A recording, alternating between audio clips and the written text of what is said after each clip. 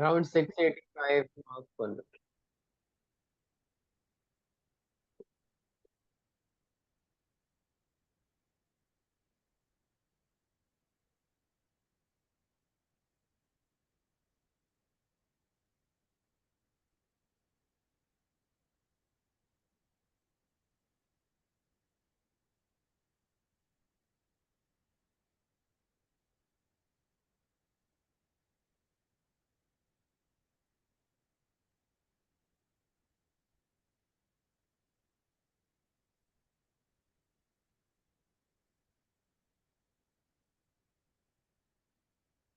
एक मिनट, चलो वो दूसरी वाली कॉपी ले लेता ले लिए। हूँ। हाँ।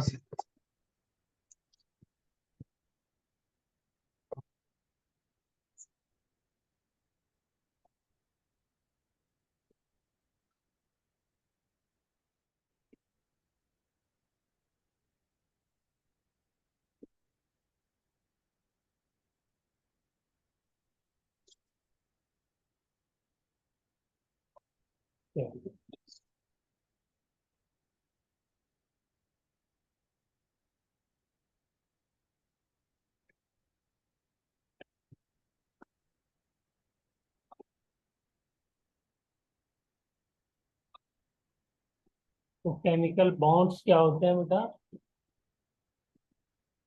सर, दो एटम के बीच में एक्सचेंज ऑफ इलेक्ट्रॉन से या फिर शेयरिंग ऑफ इलेक्ट्रॉन से जब बॉन्ड बनते हैं तो फिर केमिकल होते क्या बॉन्ड्स। है बेटा? सर, दो एटम को जोड़ के रख। Force of attraction. अच्छा। और वो भी कितना? मैक्सिमम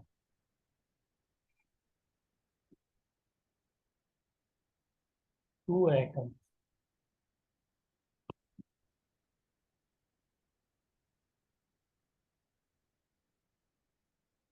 एक लेवल होता है ना उनका, अट्रैक्शन हाँ करने जी। से ज्यादा अट्रैक्शन वो कर नहीं सकते अपने अंदर। तो जिस लेवल पे फोर्स ऑफ अट्रैक्शन मैक्सिमम हो जाता है, उसी पोजीशन को हम लोग क्या कहते हैं? बॉन्ड कहते केमिकल बॉन्ड।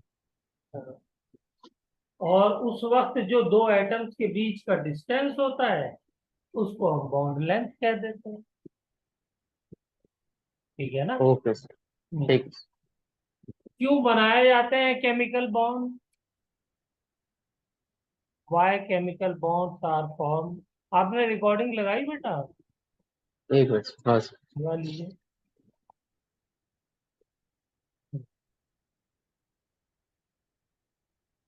क्यों करते हैं एटम्स आपस में बॉन्ड क्यों बनाते हैं? सर, को इलेक्ट्रॉन की जरूरत पड़ती है टू अपने gain balance electrons. Stability. Yes sir. दुनिया में जो भी काम हो रहा है, वो सब स्टेबिलिटी गेन करने के लिए हो रहा है।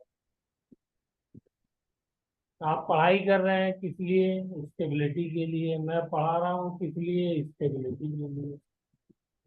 इसी तरीके से एटॉमिक लेवल पर, सब एटॉमिक लेवल पे भी जो भी फिनोमिना हो रहे होते हैं, सब स्टेबिलिटी गेन करने के लिए होते हैं।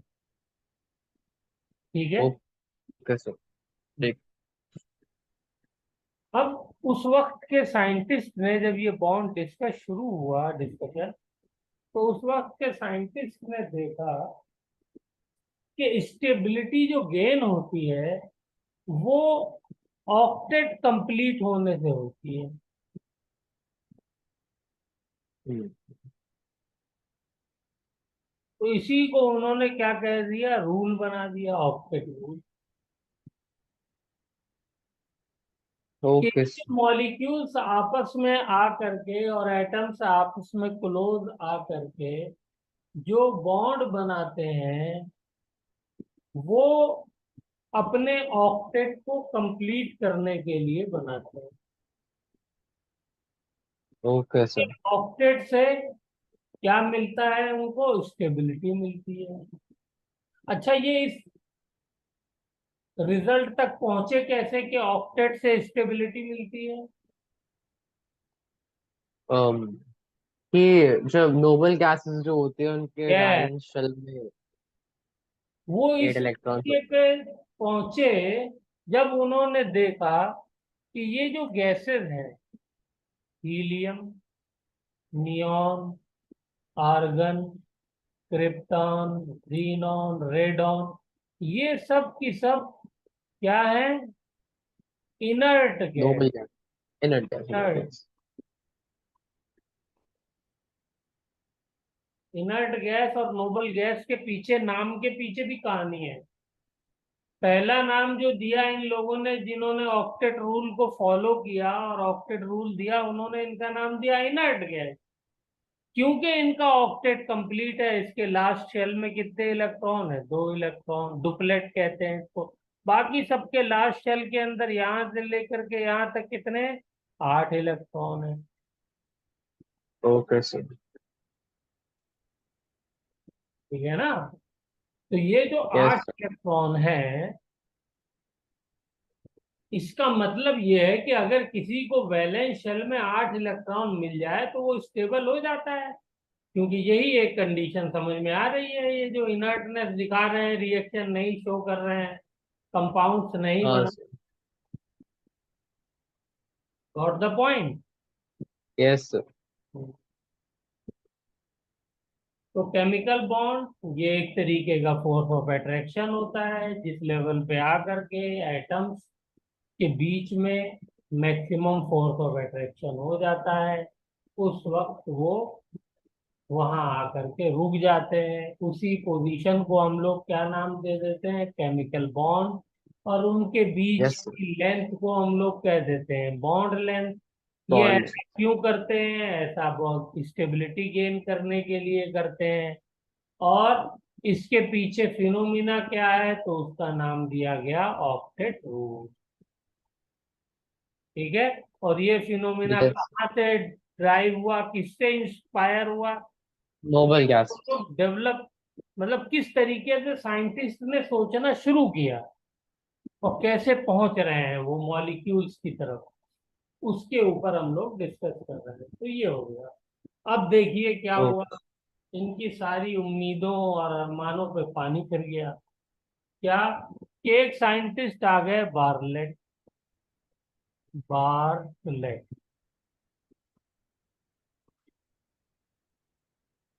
डबल टी है शायद। ठीक है। अराउंड मेरे ख्याल से 1962 में आए। ये ओके अपने लैब में एक रिएक्शन करा रहे थे। क्या रिएक्शन करा रहे थे? ये करा रहे थे ऑक्सीजन का रिएक्शन प्लेटिनम हेक्साफ्लोराइड के साथ। और ओके सर। देखा कि कंपाउंड बन गया O2 प्लस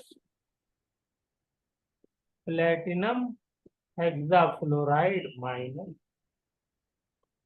ये मॉलिक्यूल बन गया।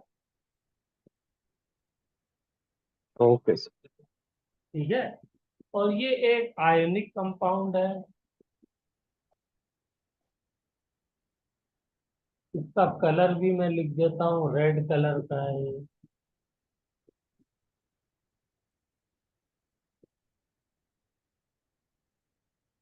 तो इनके दिमाग में किसी कॉर्नर पे ये बात पड़ी हुई थी कि ऑक्सीजन का जो इलेक्ट्रॉन निकालने के लिए आयोनाइजेशन एनर्जी है, वो है 1175 किलो जूल पर मोल।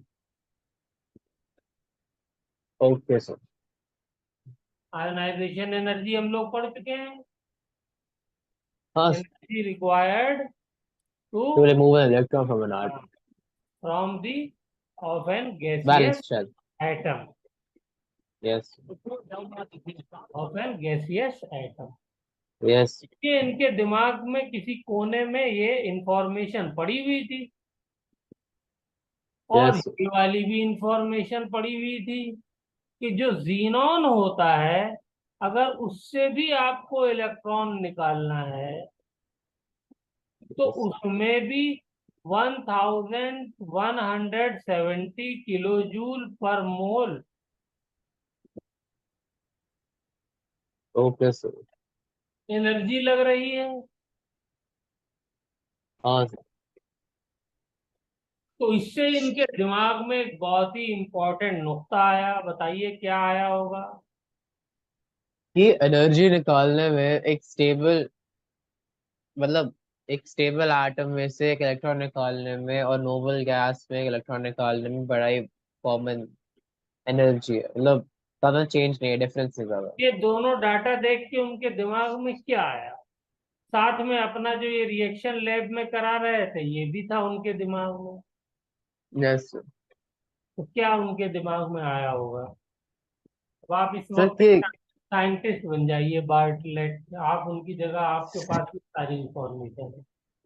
सर कि और एक स्टेबल एटम में से इलेक्ट्रॉन निकालने के लिए जितनी एनर्जी लगती है और एक नोबल गैस में से एनर्जी, मतलब एक इलेक्ट्रॉन निकालने जितनी एनर्जी लगती है वो लगभग सिमिलर। तो सेम है। मतलब O2, मतलब O2 भी मतलब एक स्टेबल कंपाउंड है, उसमें उसके वैलेंस इलेक्ट्रॉन में भी 8 इलेक्ट्रॉन होने चाहिए। यस। तो उनके दिमाग में ये आया कि यार ये तो ऐसा भी हम सोच सकते हैं क्या, कि वो कि अगर मैं नोबल गैस। ऑक्सीजन की जगह पर जीनॉन ले लूं तो भी तो रिएक्शन मुझे ये मिलना चाहिए, क्योंकि हाँ। आयनाइजेशन एनर्जी तो जीनॉन की और ऑक्सीजन की सेम ही है। यस। ये उनके दिमाग में फौरन पिक्चर चल गई। फिर उन्होंने क्या किया, जीनोन के साथ इस रिएक्शन को, लैब में तो ये रिएक्शन वो करा ही रहे थे, अब ऑक्सीजन की जगह उन्होंने जीनोन गैस डाल दी। और जब जीनोन गैस डाली तो क्या देखते हैं वो, xenon plus Fe, sorry, platinum F6-, ये कंपाउंड बन गया। और ये भी आयोनिक एंड रेड कलर का कंपाउंड। और इसकी ओके क्या सर। खास बात थी, this was the first compound which is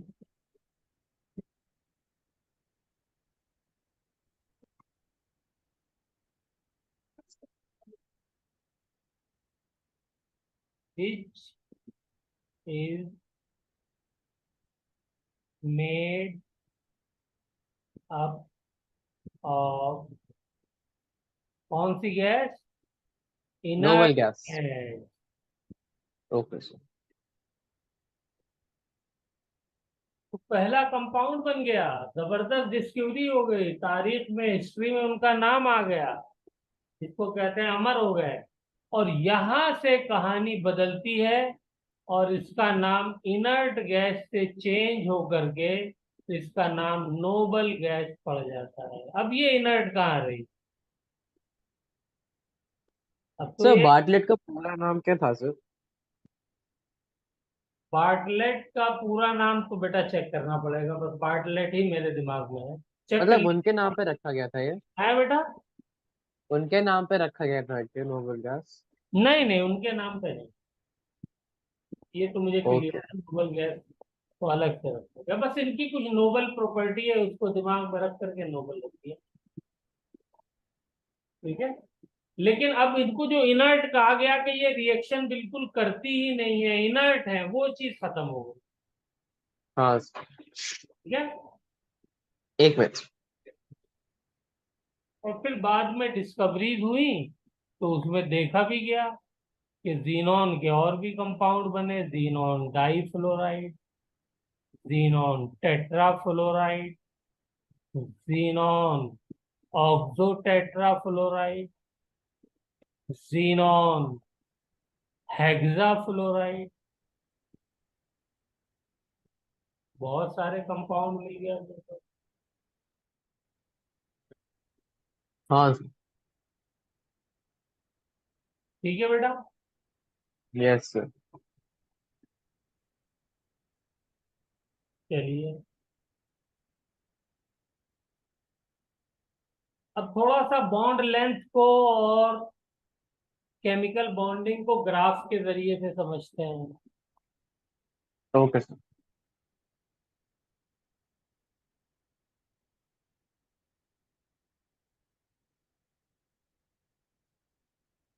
हम्म,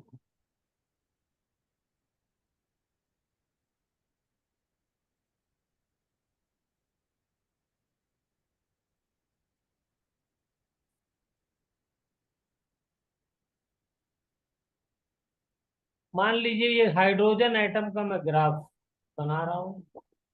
दो हाइड्रोजन एटम है, वो मॉलिक्यूल बनाना चाह रहे हैं H2, यानी H H, ये बनाना चाह रहे हैं।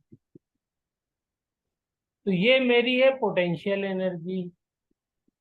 यहाँ पे पोटेंशियल एनर्जी है 0, तो इधर क्या हो जाएगी पॉजिटिव, इधर क्या हो जाएगी नेगेटिव। ठीक है ना। Yes sir. अगर ये मेरा क्या है, डिस्टेंस बिटवीन दी एटम, ये क्या है x, distance between the hydrogen atom. तो मान लेते हैं ये वाली पोजीशन इंफिनिटी की है। किसकी है? इन इंफिनिटी। दो हाइड्रोजन एटम इंफिनिटी पे है। अब हाइड्रोजन एटम इंफिनिटी पे मतलब यह है कि 10⁻⁻15 इनका, या -12 की रेंज के ये अगर एटम है, और इनके बीच का डिस्टेंस 1 सेंटीमीटर या मिलीमीटर भी है, तो भी उनके लिए इंफिनिटी हुआ। हाँ सर। क्योंकि मिलियन क्या ट्रिलियंस ऑफ टाइम दोनों के बीच का डिस्टेंस उनके साइज के मुकाबले में ज्यादा हो गया। हाँ सर। भाई मैं और आप दोनों के बीच का डिस्टेंस अगर लिया जाए तो हम कह सकते हैं इंफिनिटी है। जबकि हमारे बीच का डिस्टेंस कितना होगा, मेरे ख्याल से मिलियंस में होगा। और यहाँ पर जो है अगर मिलीमीटर भी ले लें तो डिस्टेंस क्या हो जाएगा, ट्रिलियंस में हो जाएगा। हाँ सर। ठीक है ना, साइज के उसमें रिस्पेक्ट में हम कर रहे हैं कंपेयर। तो ये मैंने इंफिनिटी मान लिया। तो इनके बीच में जो पोटेंशियल एनर्जी होगी वो अप्रोक्सीमेटली क्या होगी, 0 होगी। ठीक है, ये रेड लाइन से मैं ओके छोड़ सर। देता हूं। अब मैं क्या कर रहा हूं, इनको करीब ला रहा हूं। जब करीब लाऊंगा तो ये डिस्टेंस देखिए कम होता जा रहा है, होता जा रहा है।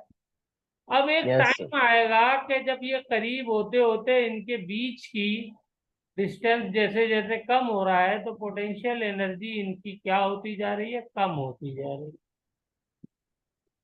और कम होते होते एक पॉइंट ऐसा आ जाएगा कि पोटेंशियल एनर्जी जो है वो मिनिमम लेवल पे पहुंच जाएगी, और उसके बाद बिल्कुल स्पीड इंक्रीज कर जाएगी। तो ये जो पॉइंट है, दिस पॉइंट, तो फिर से एक्सप्लेन कर सकते हैं आप? ये जो पॉइंट, मैं दोनों एटम को करीब ला रहा हूँ, हाँ। करीब ला रहा हूँ। अभी देखिए, चलिए एटम भी बनाता हूँ। ये है न्यूक्लियस, इस पे है प्लस चार्ज। ये है इसकी वैलेंस शेल, इसमें है इलेक्ट्रॉन। ये है दूसरा हाइड्रोजन एटम, इसमें है न्यूक्लियस में प्लस चार्ज। ये है इसकी वैलेंस शेल। ठीक है, ये इसमें यस। इलेक्ट्रॉन है। अब मुझे बताइए क्या होगा। न्यूक्लियस इलेक्ट्रॉन को अट्रैक्ट करेगा, ये वाला इलेक्ट्रॉन इसको अट्रैक्ट करेगा। ठीक है, हाँ सर। ये अट्रैक्शन हो रहा है। ये दोनों न्यूक्लियस आपस में रिपेल भी करेंगे। ओके, न्यूक्लियस भी तो करीब आ रहे हैं, तो उनके बीच में रिपल्शन भी तो होगा। हाँ सर। और इलेक्ट्रॉन भी करीब आ रहे हैं, तो इलेक्ट्रॉन्स के बीच में भी रिपल्शन होगा। हाँ सर। लेकिन ये बताइए करीब क्यों आ रहे हैं फिर उसके बावजूद? इसलिए क्योंकि कि अट्रैक्शन जो फोर्स है वो ज्यादा है रिपल्शन रिपल्शन। फोर्स से, तभी तो करीब आएंगे। हाँ सर। और जब अट्रैक्शन फोर्स ज्यादा है रिपल्शन से, करीब आ रहे हैं, तो करीब आने पे क्या मिल रहा होगा इनको? सुकून मिल रहा होगा, मतलब स्टेबिलिटी मिल रही होगी, तभी करीब आएंगे। हाँ अनस्टेबल होने के लिए तो आएंगे नहीं।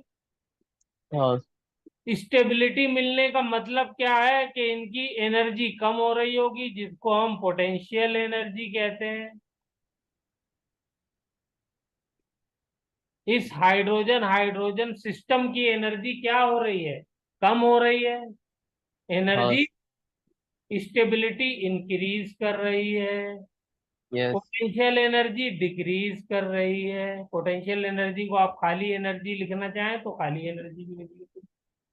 तो बेटा वही चीज मैंने आपको ग्राफ से दिखाई है कि देखिए ये करीब आ रहे हैं, ये आ रहे हैं, करीब आ रहे हैं, आ रहे हैं, आ रहे हैं। ठीक है। यस। एक टाइम तक तो क्या हुआ कि एनर्जी में कोई खास नहीं फर्क पड़ा, फिर उसके बाद जब थोड़ा और करीब आ गए तो एनर्जी डिक्रीज होना शुरू हो गई। Attraction yes. फोर्स बढ़ने लगा, बढ़ने लगा, यस। बढ़ने लगा। जैसे जैसे अट्रैक्शन फोर्स बढ़ रहा है, स्टेबिलिटी बढ़ रही है, तो एनर्जी क्या हो रही है? कम हो रही है। और एक टाइम आने के बाद क्या हुआ कि ये जो एनर्जी है ये मिनिमम हो गई। यहाँ पे क्या हो गई है? मिनिमम। Potential energy minimum. ठीक है। ओके। ठीक है यही सर। वो पोजीशन है जहां पर आकर के दोनों एटम रुक जाएंगे। हाँ सर। अगर इससे करीब वो आए तो रिपल्शन एकदम से डोमिनेट कर जाता है। रिपल्शन क्या हो जाता है? एकदम नॉर्मल। डोमिनेट होता है और एनर्जी ऐसे इंक्रीज करती है, बिल्कुल जैसे कि शूट अप करना जिसे कहते हैं। एक्सपोनेंशियल वेक्सपोनेंशियल भी सब भूल जाइए, बिल्कुल सीधा देखिए इंक्रीज कर दो। यानी करीब आते रहे, आते रहे, आते रहे, आते रहे, आते रहे, एक टाइम आया जब मिनिमम डिस्टेंस पहुंच गया, एनर्जी कम हो गई। उसके बाद एकदम से ऐसा होगा, इतनी रिपल्शन हो जाएगी कि एकदम से एनर्जी बढ़ जाएगी, दूर हो जाएगी। तो ग्राफ उल्टा है सर।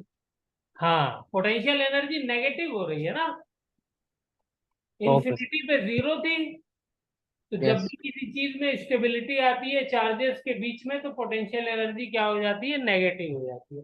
हम लोग इलेक्ट्रोस्टैटिक्स में और पढ़ेंगे। और दो अपोजिट चार्जेस हैं, एक नेगेटिव है, एक पॉजिटिव है। तो वैसे भी पोटेंशियल एनर्जी का वहां जो फॉर्मूला होता है Q1 × Q2 अपॉन R होता है। तो देखिए Q1 एक जो है वो पॉजिटिव है, दूसरा नेगेटिव है, तो नेगेटिव आएगा। Yes sir. ठीक है। ओके। यस। तो ये ग्राफ है किसका? Potential energy versus potential distance between the energy. Two hydrogen atoms. अब यहाँ पे मुझे हाँ सर। बताइए बॉन्ड लेंथ कौन सी हो जाएगी?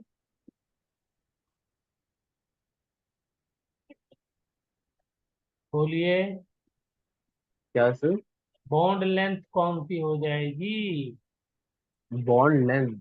हम्म, ये बॉन्ड लेंथ हो गई। Okay sir. ठीक है। जिस डिस्टेंस पे आकर के पोटेंशियल एनर्जी मिनिमम हो गई, सिस्टम की एनर्जी मिनिमम हो गई, एटम्स के बीच की एनर्जी मिनिमम हो गई, यानी मॉलिक्यूल मोस्ट स्टेबल हो गया, वहीं पे रुक जाएगा ना। हाँ सर। तो वहां पे रुक गया, इसका मतलब वही बॉन्ड लेंथ हो गई उसकी।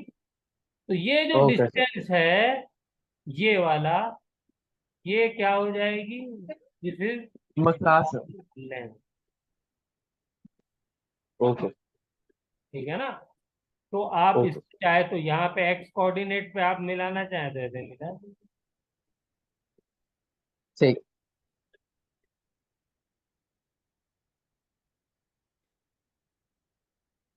ठीक है। तो ये वाली लेंथ तो जीरो है, और ये वाली जो लेंथ होती है ये पीकोमीटर्स में होती है। पीकोमीटर्स किसे कहते हैं? 10⁻⁻⁻। 10 पर माइनस।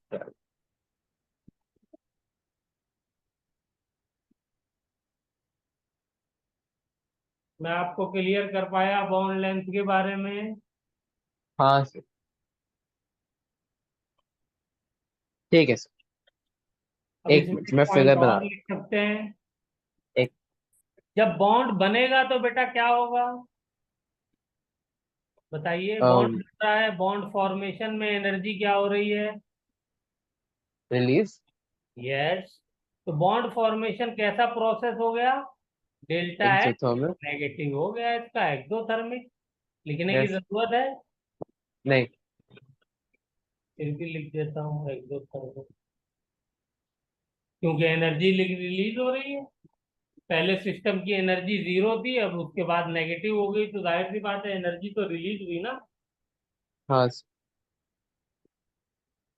दूसरी चीज, जितना ज्यादा करीब हो जाएंगे एटम, यानी बॉन्ड लेंथ जितनी कम होगी, उतना ही बॉन्ड स्ट्रेंथ ज्यादा होगी। तो ये बात भी लिख सकते हैं। तो मतलब bond length is inversely proportional to the bond bond strength. Length, yes, is inversely proportional to bond strength. Okay sir. ठीक है। यस। यहाँ पे एक और लिख देता हूँ, वैसे यहाँ पे है नहीं लेकिन फिर भी क्योंकि रिलेवेंट है तो लिख देता हूँ। Is directly proportional to bond order.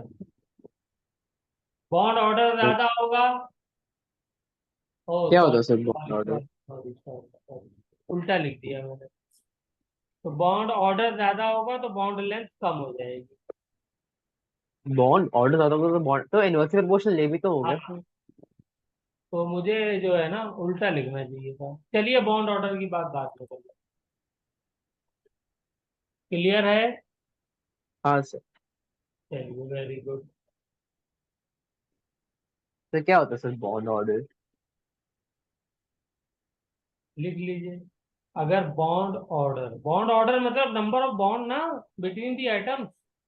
अच्छा। ओके। तो बॉन्ड ऑर्डर अगर ज्यादा होगा तो बॉन्ड स्ट्रेंथ, स्ट्रेंथ क्या हो जाएगी? ज्यादा हो जाएगी। भाई हाइड्रोजन एटम है, या हाइड्रोजन को छोड़िए, मैं ले लेता हूँ आपका क्लोरीन ले लेता हूँ, या हाइड्रोजन, चाहे हाइड्रोजन ले लीजिए, इसमें बॉन्ड ऑर्डर क्या है? वन। यस। ऑक्सीजन ले लिया, इसमें बॉन्ड ऑर्डर क्या है? टू। ओके। Nitrogen yes. क्या है? इसमें बॉन्ड ऑर्डर है थ्री।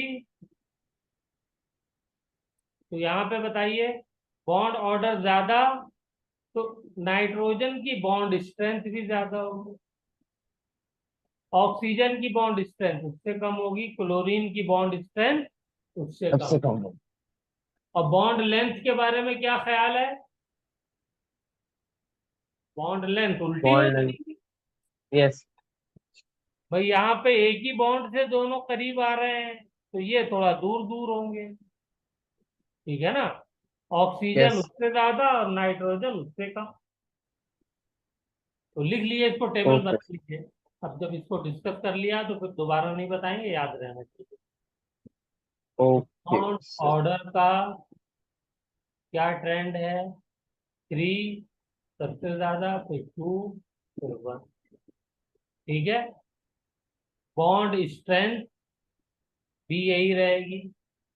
ठीक है। एंड बॉन्ड लेंथ की क्या हो जाएगी? ऑर्डर क्या हो जाएगा? वो हो जाएगा one is greater than two is greater than three. Sir bond order का और बॉन्ड लेंथ का रिलेशन कितना है सर? दोबारा से बेटा पूछिए, आवाज पूरी नहीं आई। सर बॉन्ड ऑर्डर का और bond length bond bond strength का रिलेशन क्या है सर? डायरेक्टली प्रोपोर्शनल है, ओ, ये और लिखा बॉन्ड है। ऑर्डर और बॉन्ड लेंथ का? और इनवर्सली, बॉन्ड ऑर्डर और बॉन्ड लेंथ का? ये इनवर्सली प्रोपोर्शनल है यहाँ पर, और ये डायरेक्टली प्रोपोर्शनल। Okay sir. भाई आप दो चीज ले लीजिए, इसको ऐसे भी समझ सकते हैं, लॉजिक है। दो आपने बॉल ले ली, उनके बीच में हाँ अगर आप सर। एक बॉन्ड रखते हैं तो जाहिर सी बात है उसकी स्ट्रेंथ कम होगी ना। वैसे ही आपने दो बॉन्ड बना दिए सेम मटेरियल के, दो डंडे लगा दिए तो स्ट्रेंथ बढ़ जाएगी, तीन डंडे लगा दिए तो स्ट्रेंथ और बढ़ जाएगी, उनको तोड़ना मुश्किल हो जाएगा। ठीक यस। है। और थोड़ा सा दिमाग उसमें और अप्लाई कर लिए तो जब तीन लगाएंगे तो थोड़ा और करीब ले आइए, दो लगाएंगे तो थोड़ा सा दूर रहेगा, और वो एक रहेगा तो उससे भी दूर रहेगा। हाँ। ओके।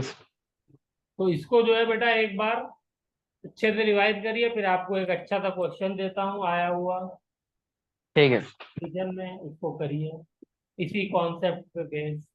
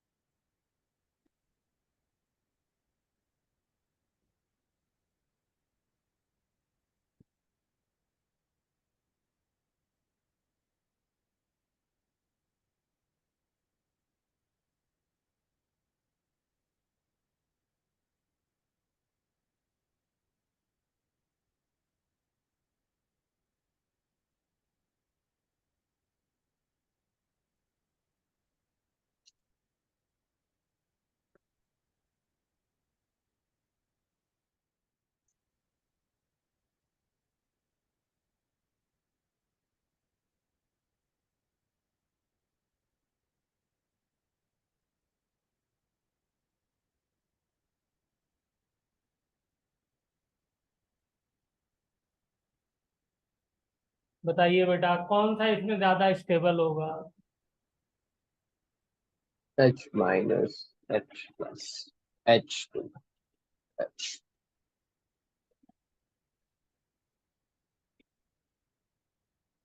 सबसे ज्यादा स्टेबल H2। वजह, रीजन। क्योंकि उसमें एक बॉन्ड है और बाकी किसी में एक भी बॉन्ड नहीं है। क्योंकि हमने क्या पढ़ा कि जैसे अट्रैक्शन होता है स्टेबिलिटी बढ़ती है। पढ़ा ना। अट्रैक्शन हाँ। का मतलब क्या है, बॉन्ड। अट्रैक्शन का दूसरा नाम क्या है, बॉन्ड। यस। माँ बाप का बच्चों से क्या होता है, अट्रैक्शन होता है। हस्बैंड वाइफ का क्या होता है, अट्रैक्शन होता है। उसी को क्या कहते हैं, कभी अट्रैक्शन कहते हैं कभी बॉन्ड कहते हैं। यस। ठीक है ना। तो बिल्कुल वैसे ही समझ लिए यहाँ पे। तो यहाँ पे सबसे ज्यादा स्टेबल क्या हो कौन हो जाएगा, हाइड्रोजन। ओके। क्योंकि यहाँ पे बॉन्ड अवेलेबल है। चलिए एक और क्वेश्चन इसी तरीके का कर लेते हैं ताकि और क्लियरिटी आ जाए। Question one, question two. HClO, HClO2, HClO3, HClO4। बताइए। इसमें भी वही बताना है विच इज मोर स्टेबल।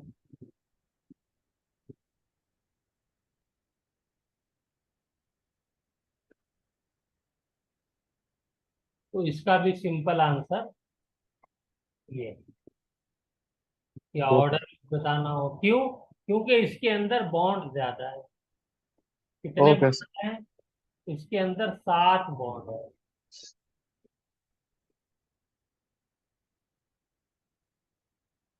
इसमें 5 बॉन्ड है। यस। इसके अंदर 3 बॉन्ड है। ठीक है। और इसमें ओके। एक ही बॉन्ड है। बाकी आप लोन पेयर लगा दीजिए। वैलेंस शेल में कितने इलेक्ट्रॉन होते हैं, 7 ना। तो बॉन्ड बनाने में यस। जितना इस्तेमाल हो गया, एक बना हो गया तो 6 बचे। यहाँ पे 3 हो गए तो 4 बचे। यहाँ पे 5 हो गए तो 2 बचे। यहाँ पे 7 हो गए। बोलिए यस। ठीक है। यस। यस। क्योंकि बॉन्ड ऑर्डर ज्यादा तो स्टेबिलिटी ज्यादा। तो ज्यादा। स्टेबिलिटी के लिए this is one of the factors. अभी और भी बहुत सारे फैक्टर हैं, वो जैसे जैसे हम लोग पढ़ते रहेंगे तो उसको सीखते रहेंगे। Yes sir. क्या? तो ये सब क्वेश्चन कंपटीशन में आए हुए हैं, सिंपली हम जो है जितना हमने पढ़ा है उसके बेसिस पे हम उनको सॉल्व करते हैं। चलिए, अब नेक्स्ट हमारा टॉपिक है बेटा कोवेलेंसी। क्या है? कोवेलेंस।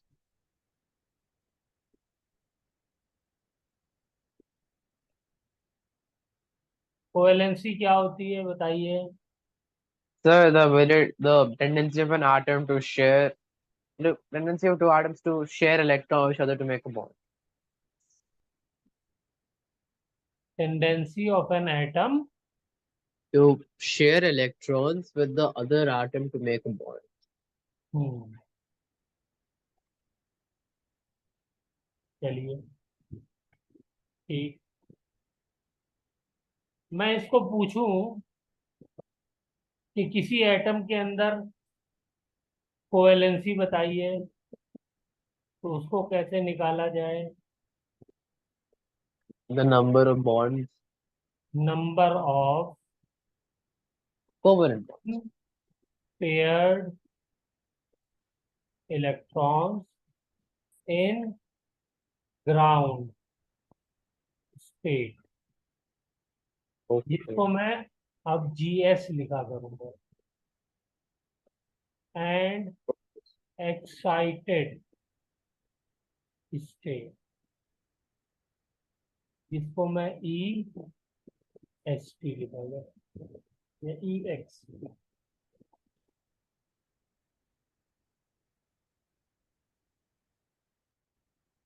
ठीक है। Okay, sir.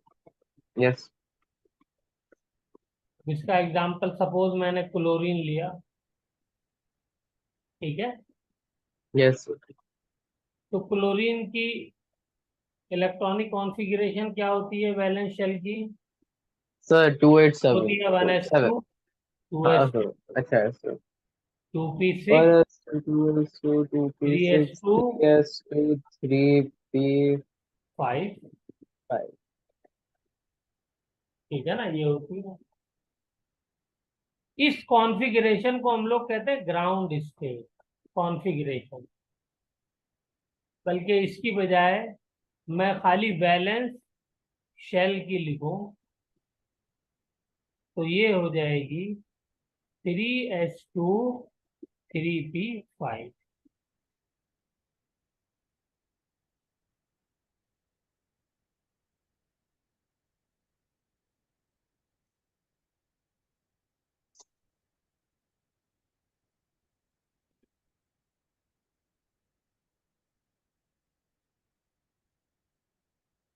ये खाली रहेगा।